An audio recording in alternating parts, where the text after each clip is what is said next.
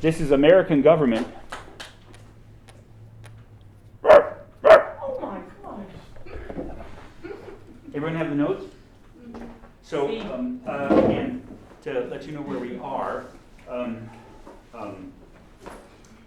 so we're investigating the issue of federalism, which is the division of power between the states and the nation. Why is this an issue? As I mentioned on Friday, if you read the Wilson text, chapter 3, which is on this topic, there are three kinds of governmental systems, what he calls unitary or national. What that means is sovereignty. Let's stop right there. We've talked about this concept of sovereignty from the very beginning of the course, because the Declaration of Independence, for instance, in the first paragraph says, to assume among the powers of the earth that separate as a sovereign nation. What does sovereign mean? Here's what sovereign means. The final authority to make, the final authority in political power. The highest authority over you. Now, in the United States, for instance, what institutions have authority over you? The government? No. Not specific enough. Well, by the way, you're in an institution right now. Aren't you in Congress University? Yes, you are. Does this institution have authority over you? Who? Does this institution have authority over you? Yes. Yes, it does. If you don't pay the bills, they'll kick you out. If you don't study, you'll get in trouble. So this institution, your parents have authority over you? Yeah. Yes. Yes, they do. By the way, that's why your parents are an institution. Not that they need to be in one, but they are an institution in what sense? At the beginning of the course, I defined an institution as a structure of individuals that channels political power in society. So, are your parents an institution? They have legal power over you. Do they have the final authority over you? Oh, so you're back. Yes, I am. Okay. Should I turn off the recording or should we keep recording? No, you should keep recording. She needs the notes. Sorry. I was recording it for posterity. Poo-poo. Are your parents sovereign over you? Are No. they the final authority? No. No. Were they ever? At one point, yes. Yeah, they could beat you. But what happens if your parents beat you too much? Then they go to jail. They go to jail. So by the way, even though your parents have legal authority over you and are an institution that has social and personal power over you, they're not sovereign. It turns out the state, that is the state of South Carolina, most of the states in our union, you're going to see that if you read the chapter on federalism, almost all criminal law, almost all family law, 95% of the law that touches your and my life on a daily basis comes from the state, not from the national government, although you'll see what the trend in our nation is. And that's what our political debates are about. But all the stuff, so if your parents have sex with you when you're a 5-year-old or beat Oh my you, God. well, do you think that doesn't happen? It does happen. I mean, I've often asked my students, how many of they think your parents are good people? Or and your parents are good parents? I'm sometimes astounded at this. At one point, I took this survey, I had about 30 students in American government, and about half of them said they didn't think their parents were good parents. Interesting. Now, I have to say, I think it was pretty dim. Most people, I would say probably 80% of parents are decent parents. But about 10 to 20% are monsters and probably should never have had children.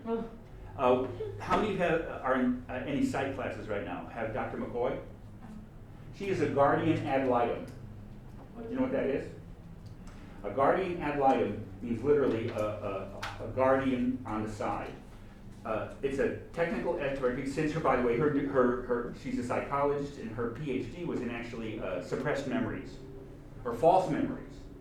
You know, there was a big case in North Carolina about 20 years ago where an entire the staff of a daycare were sent to prison for supposed hundreds of child abuse, and it turns out all these kids had false memories. None of it really happened. They were talked into it. So that's her. So the point is, she works, and that means every time there's a child abuse case, she is often assigned. There's more than one in the county. She's assigned as an outside observer who intervenes and goes and visits the family site to ascertain whether or not there's a reason to bring these people to trial. My point here is not to talk about this lurid aspect of human life, but the point that your parents have power over you, but they don't have sovereign power over you. There's another authority. Now, by the way, is the highest authority over your life in this world South Carolina? No. What is? You. God. I've often wanted that kind of power over human beings, but anyway. No, there is a sovereign authority over you. God. No. Now that may be, by the way, but in this life, Mm. there is a sovereign, there is a highest authority over which there is no appeal. The federal government. The national government of the United States. And that's kind of the issue that we're talking about. What about the United Nations? Well, That's like you're not gonna go on trial by them. You know what I'm saying? Like you go on That's trial. right, it's not a government, it's a Yeah. confederation, as Yeah. we've already seen what that is. And the other thing is, don't forget, as I mentioned on Friday, but we pay 1/4 of the UN's budget. So if the UN tells us to do something, we say this to the UN. Oh, period. Well, I softened it. You just did. You watch Friends? No, I never seen. I thought I invented that. No. Well, I did This come with means- 5 on each hand. All right, anyway, so it's true. Now, why are we talking about this issue in terms of the Constitution and the American political system? Because remember, the Constitution tries to do something that had never been done before. One of its 3 great novelties, two of which we've already explored in this course. Federalist 10 explores the first huge republic. Remember, all republics prior to the U.S. Constitution were small scale. And by the way, Sentinel, the voice that we talked about on Friday, argues that it has to remain on small scale. And you'll see why, because there's a good argument that government should remain local and small scale, and you'll see what the alternative is. All right, so that's the one great novelty, is the huge republic. Now, the other one is the new kind of federalism. And if you're looking in chapter 3 of the Wilson text, the 3 systems of government that he talks about, the unitary or national system, what's that? That's where all sovereignty exists on a national center, and even if there are local institutions of government, they have no sovereignty. 2 examples of that, France and England. Those are purely unitary and national systems. Now they have local units of government, they have counties, and they have in England, where the housing issues are decided on a local level, like town councils. But they have no sovereignty. Why? Because the national government can create, they are extensions of the national government. The national government can create them, abolish them, etc. In France, for instance, there are provinces, but they are creatures of the national government. Anything that you can create, you can destroy. And if you have sovereign power in a country, that means that's where all power finally resides. Now, in a confederation, where does sovereignty reside? It resides on the state level. And that was the Articles of Confederation, that's the UN. In a confederation, there may be a central government, but it's the creature of the sovereign states. So remember, what's new about the Constitution? It tries for the first time to divide sovereignty. That's the new federalism. So if you're looking, I think it's on page 40 or whatever it is on the Wilson text, where he discusses these 3 systems. That's what's, so it's, now, by the way, have you ever heard the term, you can't be partially pregnant? No. In other words, pregnancy is what? It's an either or, isn't it? Yes. So you got that. I'm just using this as a metaphor. When it comes to sovereignty, some people say you can't divide sovereignty. Someone's got to be in charge. Yet the Constitution tries to do just that. Our states, and that's why when we talked about what the way the Constitution is constructed, and the shift from the Articles of Confederation to the Constitution, it's true. It creates a new nation based on the American people. So in some ways, the Constitution does create something that didn't exist under the Articles, a truly sovereign national government. And I assume that you read intensely the Constitution that we reviewed last week. In Article 6, it says, this Constitution and all laws of the United States in pursuance thereof, and all treaties of the United States shall be the supreme law of the land. And anything in any state law or constitution notwithstanding, and the judges in every state shall declare such things void. The Constitution actually says who's on top. I'll say it again. This Constitution, what's on top of the pyramid of sovereignty in the United States? Well, first of all, what's the first line of the preamble? So literally, the preamble says the people are the sovereign source of authority. But once the Constitution is created, it says the Constitution is how the people speak in the authoritative sense. Now listen very closely. And all laws of the United States in pursuance thereof, and treaties of the United States shall be the supreme law of the land. So the Constitution says when it comes to the national government and the state governments, who's on top? The national government. First the Constitution, and then underneath it, The the national government. And then what's on the bottom? state. And anything in any state law or constitution contrary shall be declared void. So what's on the bottom of our political system in terms of sovereignty? The state? The states. Let's talk for a minute about counties and cities. Mm. They have no sovereignty. The city of Spartanburg has no sovereignty. The county of Spartanburg has no sovereignty. Why? Who created the city of Spartanburg and the county? I talked about this on the state of South Carolina. So here's the point. The Constitution doesn't take all of the sovereignty away from the states when it created the national government. It left them semi-sovereign. But that's like saying the states are half pregnant. You see what I mean by this? So literally, if you say, it'd be easy, there wouldn't be this question in our constitutional system if we left all power to the states, like under the Articles. Then I'll get to you in a second. Does that make sense? Mm-hmm. And if it destroyed the states and said the states have no residual authority and are simply provinces of the national government, that all the questions would be solved because who would decide all questions in our system? The national government. But what does the Constitution do? Gives us sovereign. Yeah, in other words, that's why the phrase semi-sovereignty, but some people said that's ridiculous. It's either or. So as you're going to see, it's because the Constitution is messy. The system is messy. It doesn't destroy the states and take all of their sovereignty away. As you're going to see, for certain purposes, our states in our system are like little independent countries, but not totally independent countries. Yeah. Okay, I kind of have two questions. Yeah. So the first one, you said, okay, so the national government is sovereign, and states are semi-sovereign, and you said like cities and counties I have no sovereignty. So Why? Because, and here's the example I gave on Friday. We are in Spartanburg County, right? Mhm. If you drive 20 miles up and pass into Gaffney, what county are you in? Cherokee. But Cherokee County didn't exist, I think, before the 1900s. It was split up from Spartanburg County. Who split it up? Columbia did. So any power that cities and counties have are completely at the mercy or the discretion of the state government. That's not the question, though. That's not the relationship between the state governments. And as you're going to see, not only is that reflected in the construction of the government, do you remember the Great Compromise in the Constitutional Convention? Remember, how many people live in California? a lot. It's changing every day. The census, by the way, actually, here, I'll help you. Which state has the largest population? California? Anybody know what the results of this last year's census is? Texas. Oh, Texas? No, Texas actually is, Florida, I think, is second, and Texas is, I think, third now. California is still the most populous state. Oh. So there are about 350 million people in America. You know how many people live in California? 350. 35 million. So by the way, California has 10% of the American population. How many representatives do they have in the House of Representatives? They just lost. They did lose one. 50. Nope. 50, they had 53. Now they have. Now they have 52.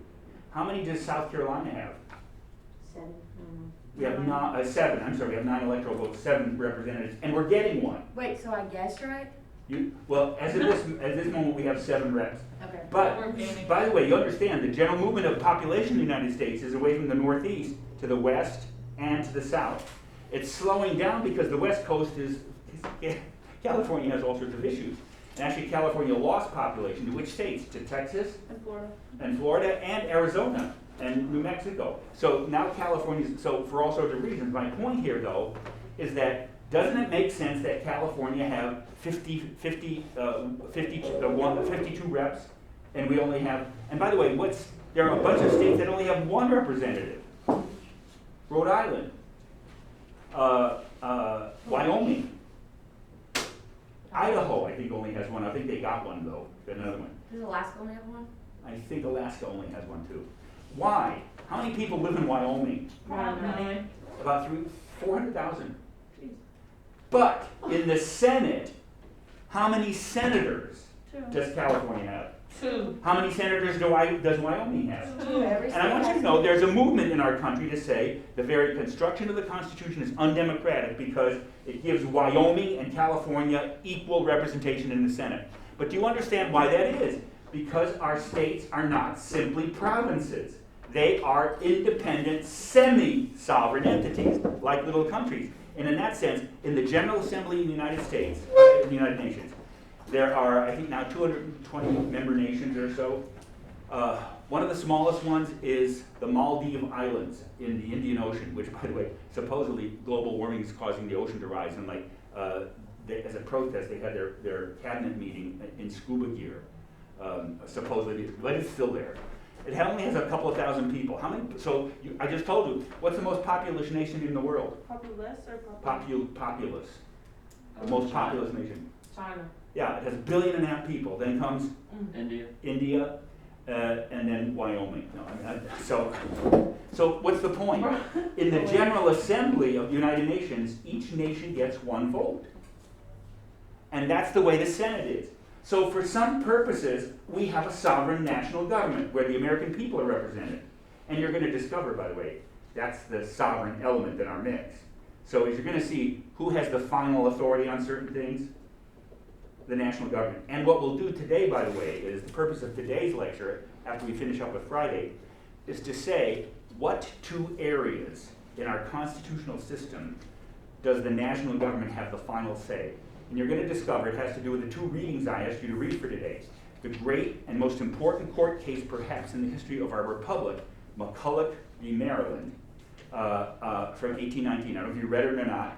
But by the way, there's also a good discussion of this court case in Chapter 3. So let me be absolutely straightforward. When does the national government... So by the way, you understand the problem. In our system, both the states and the national government have some sovereignty. Mm-hmm. Now do you see the next logical question is, well, where do you draw the line? What kind of questions do the states control, and what kind of questions does the national government control? Don't you see the logic of the questions? So, in the two readings for today, what you're going to discover is that there are two circumstances where the national government has to be on top. And McCulloch v. Maryland talks about one of them. And I'll just tell you what the principle is, but we'll come back to it. It's when the interest of the whole takes precedence over the interest of the part. Let me ask you, how many of you things called a body? Good. What happens if your fingers or hand gets gangrenous? What if you get gangrene in your hand? You gotta cut it off. Now, if you say, well, I can't live without my hands. But yet, if it meant the death of your whole body, which would have to go? Mm-hmm. So isn't it clear that there's something like the whole is superior to the part? Does that make sense? Yeah. So you're going to see, whenever the interests of the whole nation are at stake, sorry, the states have to go. They have to submit. And you'll see there's one other circumstances, and the second selection from the Lincoln-Douglas debates I asked you to read point to that second instance, and I'll just say what it is. When the fundamental rights of Americans are at issue. So for instance, is there any state of the Union that can deny to you the freedom of speech? No. Why? Where is your freedom of speech guaranteed? In the Bill of Rights and the First Amendment. And here's the point. Once we decided that that's essential to being an American, then no state can take that away. Can states segregate legally schools by race? Mm-mm. How do you know that? Now you may know some history. Let me give you the constitutional text. 14th Amendment. No state shall deny to any person within its jurisdiction, shall deny or abridge the privileges and privileges and immunities of a citizen of the United States, nor deny to any person within its jurisdiction nor deprive any person of life, liberty, or property without due process of law, or deny. The third clause is and deny to any person the equal protection of the laws. Now, does that say anything about school segregation? Mm. Here's a little bit of history. In 1890, now by the way, the 14th Amendment was passed in 1868. In 1896, in a court case called Plessy v. Ferguson. Have you ever heard of that court case before? Mm-hmm. Oliver Plessy was a 1/16 mulatto. Those are not my terms. Those are the terms of the Louisiana law that classified him as a Negro under Louisiana law. And Louisiana law forbade Negroes and Caucasians to sit together in the same railroad car. So Plessy decided to challenge the law and sat in the passenger compartment while declaring that he was partially black. The conductor removed him from the car, inconsistent with the Louisiana law, by the way, and made him sit in the cargo compartment of the caboose. Now, didn't I just tell you a clause from the Constitution? Nor deny to any person within its jurisdiction the equal protection of the laws. So, did Louisiana treat everyone within its jurisdiction equally? No. And so what did Justice Brown, ironically, in Plessy V Ferguson said? He came up with the doctrine of separate but equal. He said, no, states can classify people racially as long as they treat them equally. What court case overturned that? Brown versus the Board of Education. Brown v. Board of Education in 1954. And what it said was segregating people by race, especially in public education, was inherently treating them unequally. Does that make sense? So my point here is, as you will see, well here, let me give you another example. Prior to 2003, 35 of the 50 states made homosexual activity a criminal activity, where you could be imprisoned and fined. The court in 1981 actually upheld that, but in 2003, they decided you can't do that anymore. Because if you treat gay people differently from straight people, what are you doing? Discriminating. You're treating them Barely.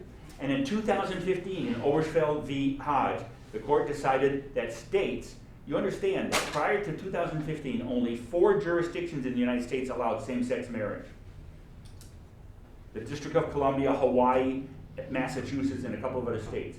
But in 2015, the Supreme Court decided, under the Equal Protection Clause of the 14th Amendment, that you can't do that. That to treat gay people and straight people differently with respect to marriage, you were treating them unequally.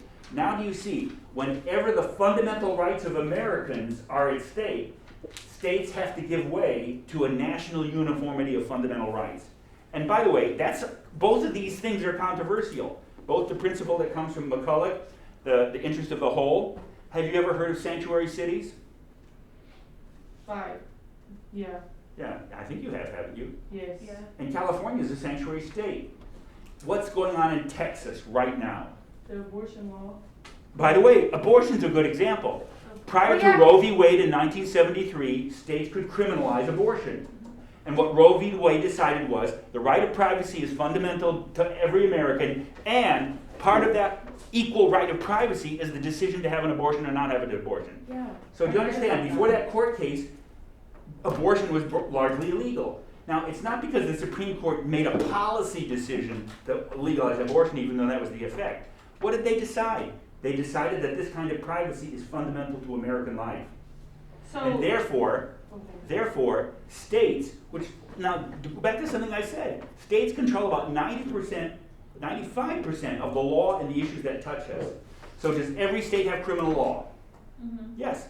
And by the way, like, there's technically no federal statute of murder. Now, you can be prosecuted for murder, but you know how on the federal level? Murder on the federal level is considered a deprivation of someone's civil rights.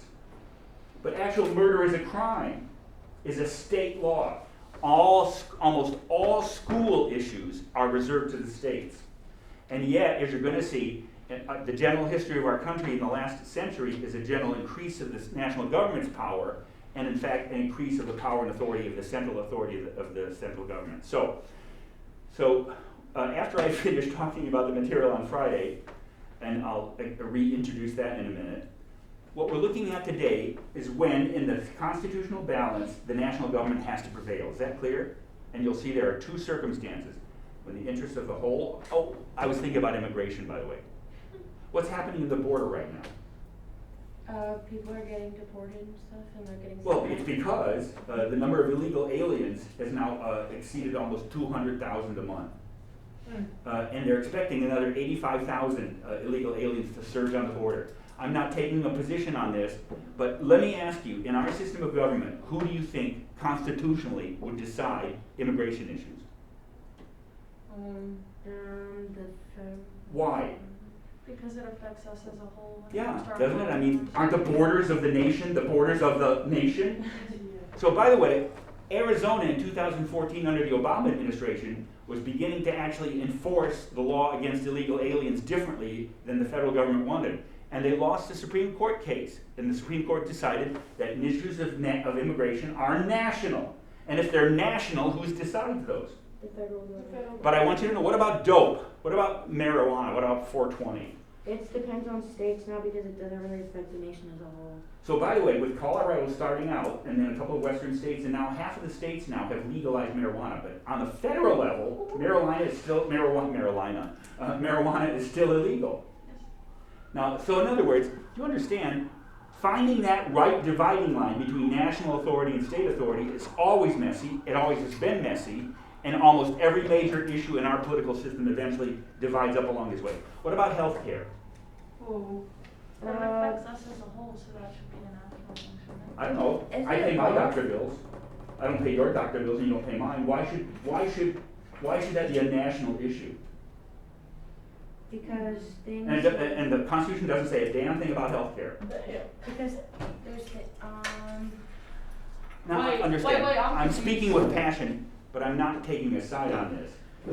Starting with Medicare and Medicaid in 1964 in the Great Societies program, which Chapter 3 talks about, healthcare became a national issue, where healthcare was so understood to be so fundamental to old people, like people who are now 69 years old, and poor people. What's the federal healthcare program for poor people who can't afford healthcare? Medicaid. For old people. Medicare. After I retire this coming year, I'm turning my life over to Medicare. You're retiring? Yes. How are we just gonna drop a bombshell like that in the middle of No one else is so ever not gonna cool. experience a barking teacher. Well, I'll still be employed by the college at 1 o'clock. Yes. Okay, so this is like back to what you said, but you was like going so I waited to ask. So you said that marijuana is illegal on the federal level. So how are states allowed, if the national government has the final say, how are states allowed to say it's not illegal within their borders if the government has the final say? Because it's a controversy. And by the way, if the federal government wanted to push its I see authority where you're coming from. constitutionally, they would win in the Supreme Court. You said what? If the federal government wanted to raise this issue constitutionally in the Supreme Court, they would win. So you're basically like, if something happened and it got taken to the Supreme Court, like a marijuana company was getting sued or something, that would. No, here. My home state, Illinois, Mhm. just legalized marijuana for recreational and medical use. Uh-huh. That means in Illinois, you can buy it, you can use it for whatever you want and however much you want. But you are liable to be arrested by FBI authorities if you cross the river into Iowa with it, or if you fly from one state to another. As long as the marijuana stays in your state and you do not try That's to travel correct. with it or cross borders with it, you are perfectly And fine. I understand that, but I'm saying. So by the way, let me just make a big point about today's reading. In McCulloch v. Maryland, the national government created a bank, national bank, right? Uh-huh. Now, it opened its first branch, this is the second branch, Bank of the United States, in 1816, and it opened a branch in Baltimore. Where's Baltimore? Now, the state of Maryland argued, since it was located in Baltimore, like smoking dope in Illinois, who controls whatever happens in Maryland? No, Because it's a sovereign, semi-soft. semi-sovereign state. But okay, why can you smoke marijuana in Illinois and not in Iowa?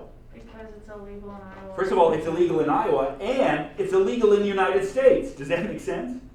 And that's why you can't, even if you go to New York, where it's just become medicinally legal, or the District of Columbia, where it's both legal for recreation, if you can't, you have to use it there, because you can't take it into Virginia where it's illegal, nor can you cross a state boundary because it's federally illegal. Does that make sense?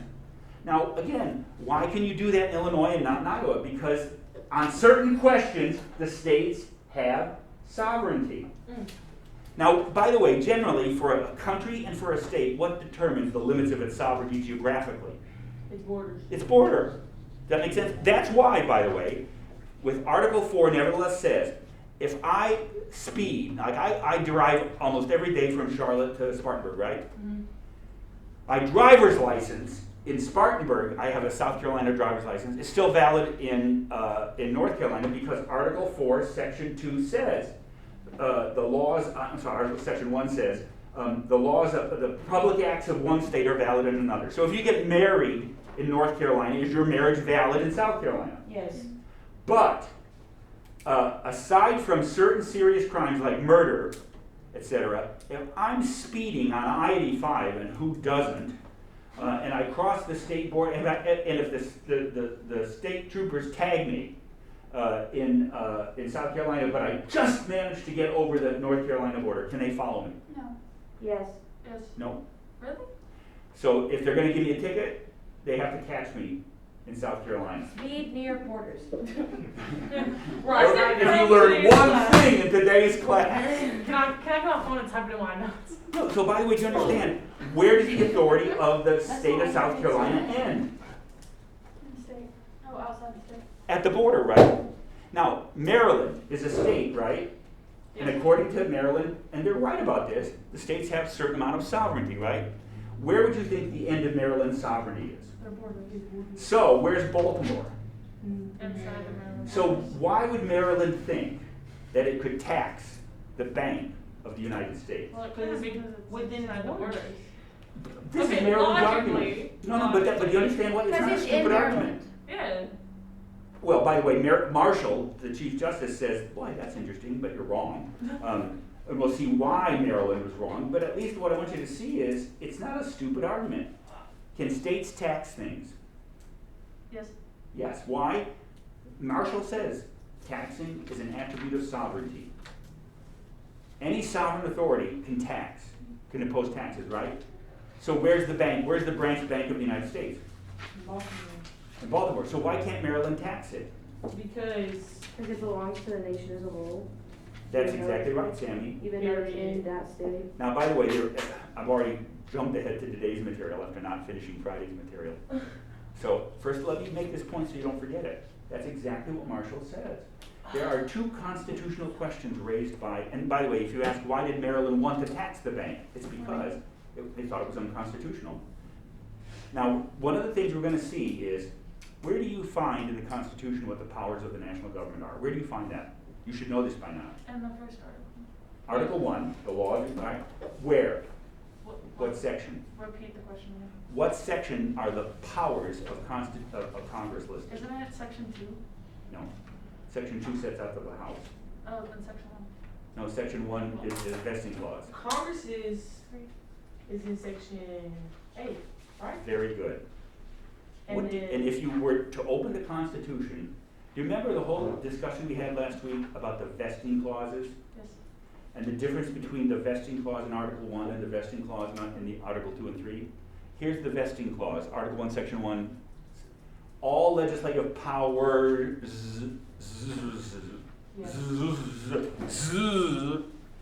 herein granted shall be vested in the Congress. So what does powers suggest? All legislative powers herein granted. That it has powers that, like, specifically laid out that they can have, but And the powers unless that they it's laid out, they can't. they don't exist. So literally, the implication of the vesting clause in Article 1, Section 1 is Congress can only exercise those powers herein granted. And where does the herein happen? Section 8. What do you see in Section 8? You see 18 clauses listing specific powers. Now, by the way, you all have had these things called mothers, right? yeah. And you had things like cars, right? Mhm. And sometimes your mother would say, sweetheart, loveykins, lammy doll, would you go to the store and get me these things? And she gives you a list. Eggs, milk, and butter. And you come back with eggs, milk, and butter, and a pound of cocaine. Valid. What grocery store are you shopping at? Publix. No, I'm serious. Well, all right, let's just say motor oil. And then you walk in, your mother goes to the bag, and she said, eggs, milk, butter, motor oil. I didn't know motor oil wasn't on the list. And she would say, you were only supposed to buy the things that I needed. We're on So- the list. on the list. And the fancy name in the Constitution for a list is an enumeration. So Congress's powers are listed or enumerated. What's the clear implication? That's what they can do. That's all they can do. That's correct. And if it's not listed there, Then they can't.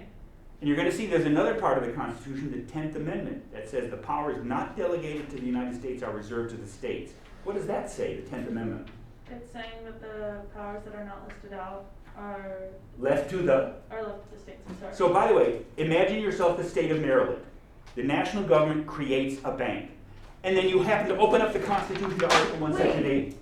What? But if marijuana is federally illegal, then how is it, cause. That's what I was trying to say. Okay, look. You know why? It's politics. It's because the federal government knows that marijuana is becoming popular. Now, by the way, heroin is not. No, because you understand that after cancer, heart disease takes about 600,000 Americans a year. Cancer takes about the same amount. Diabetes takes about 300,000 a year. You know what comes next after that? Opioid avoid. And by the way, in the last 10 years, it's gone up like 20,000 each year. It's now up to 80, 90,000, yeah. I was about to say it's 95,000 Yeah. this year. You understand, like when we first became aware of this in like 2014, it was like 20,000 a year. And by the way, after that come gun diseases, gun wounds, and automobile accidents. About 30,000 people die of guns, and it's gone up, by the way, in the last 2 years. And then after that comes automobile accidents. That's what Americans die of. Oh, except for the age rubric between 18 and 25. Suicide is the largest claimer of young lives, even more than drug overdoses. And by the way, because I want to set up Wednesday, and I want to actually read this stuff and see why it's important. The two authors, Putnam and Chambra, argue that things like drug addiction, crime, the reason they are up is because our local governments have lost vitality and Americans feel disaffected and they feel they can't do anything about their lives. And they actually think that reinvigorating the state governments and local governments will help to secure some of these things.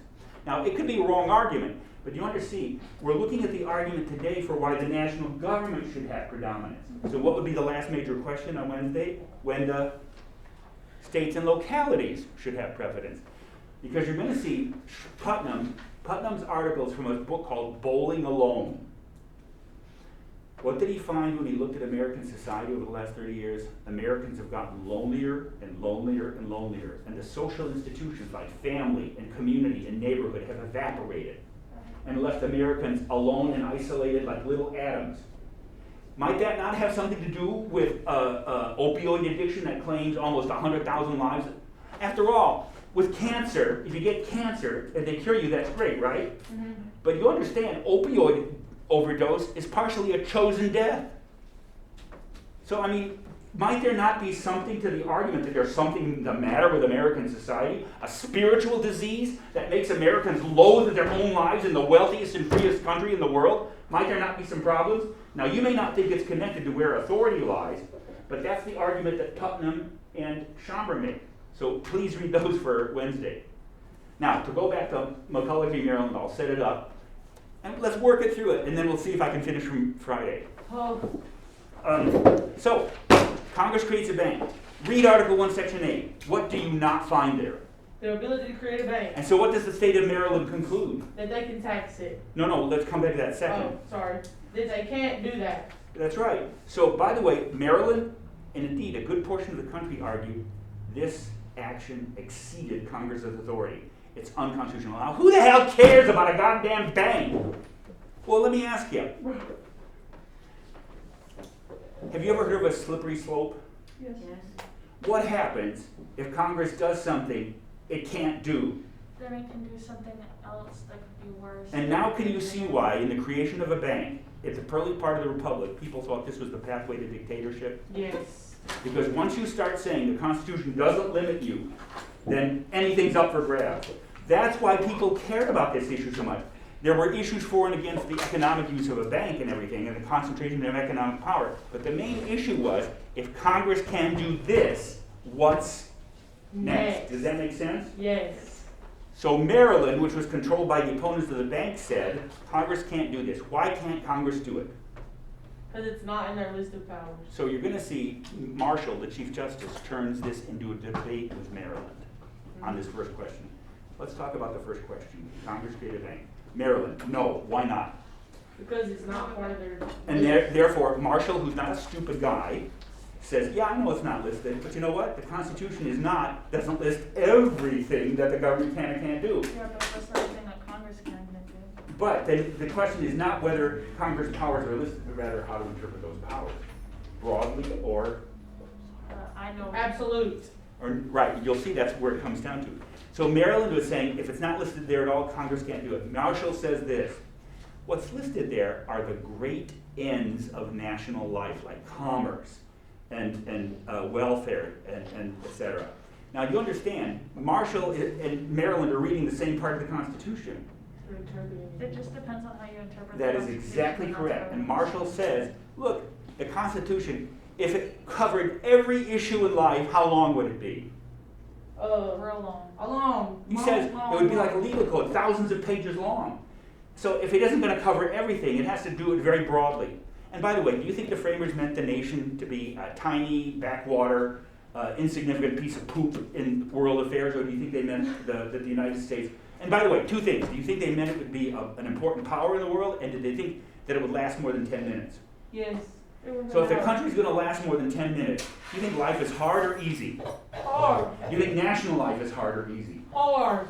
So by the way, here's Marshall's argument. What's listed in Article 1, Section 8 is not everything that Congress can or can't do, but rather the great and flexible ends of national life. Now, if I did opposite games, No. here I go. Up, Down. in, Out. Dr. Dunn, human Not beings. dead? I don't know. Ends, Means. very good. Because you could also say ends, beginnings. But Marshall means here the opposite of ends are Means. means. And what he says is this: all the Article 1, Section 8 lists are the great ends of national power, which means it leaves what to Congress's discretion. The means. Now, do you understand that argument? So Yes. all right, I'm going to be Maryland responding to it. Do you need a bark to clear your throat?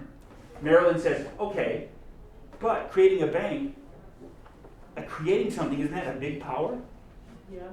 So Maryland says, but creating a bank is an end. And Marshall says, no, it isn't. Does Congress create a bank because it feels like creating a bank? No, they created a bank because it was needed, didn't they? It was because it was a means to end. And So what kind of means and what kind of ends? Does Congress have the power to regulate commerce? Yes. Does it have the power to coin money? Yes. Does it have the power to raise revenue? Yes. Isn't a bank a useful means for doing all those things? Yes. And that's how Marshall says Congress does, because a bank is a means.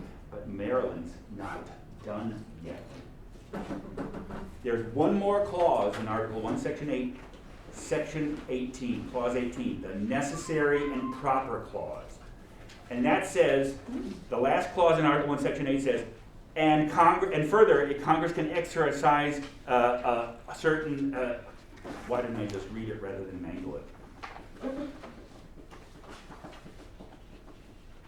Wait, where are we at on page 2? This is in the Constitution. It Oh, says, my fault. Article 1, Section 8, Clause 18, to make all laws which shall be necessary and proper for carrying into execution the foregoing powers and all other powers vested by this Constitution in the government of the United States. So the necessary and proper clause says, in addition to all these 17 specific powers, Congress also has the power to do things which helps bring the other ones into being. Now, Maryland says, when it says necessary, what does it mean? Maryland says, sorry, necessary is a limit, and it means absolute necessary. In other words, Congress has the power to build roads. That's what it says, post roads, right? So let's say Congress is building a road and it comes up to the Mississippi River. And says, oh, I guess we have to stop. Why? It just says roads, right? Not bridges. Yeah, it doesn't say bridges. But even Maryland would say, no, you can build bridges. Why? Because we need to travel. Well, because having a bridge is absolutely necessary to having the road cross the river. Does that make sense? But wouldn't Yeah. a bank be absolutely necessary in this sense to do all these things? Perhaps, but maybe Congress could do other ways. It's not so much whether it's necessary, it's what you mean by necessary. And here's Marshall's brilliant answer. If the Constitution wanted to say absolutely necessary, it could. How do you know that?